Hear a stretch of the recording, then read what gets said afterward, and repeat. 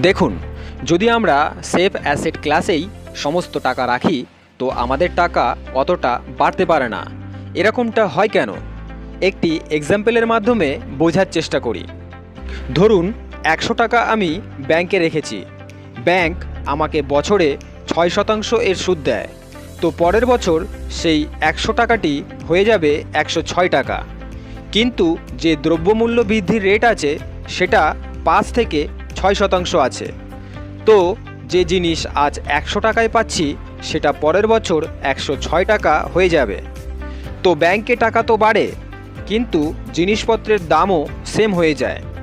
তো আমাদের এরকম অ্যাসেট ক্লাসে টাকা নিবেশ করতে হবে যেখানে দ্রব্যমূল্য বৃদ্ধির থেকে বেশি রিটার্ন পাওয়া যাবে। তো এখানে শেয়ার মার্কেটে রিস্ক তো আছেই, বাট রিস্ক এর সাথে যদি বুঝে শুনে নিবেশ করি তো খুব ভালো রিটার্নও পেতে পারি।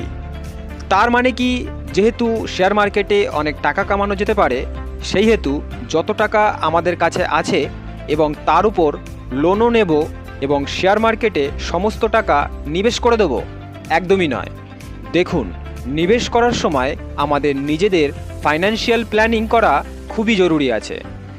তো বেসিক ফাইন্যান্সিয়াল প্ল্যানিং কিভাবে করব? শেয়ার মার্কেটে রিস্ককে অ্যানালাইজ করে নিবেশ কিভাবে করব, এটা শিখব পরবর্তী এপিসোডে।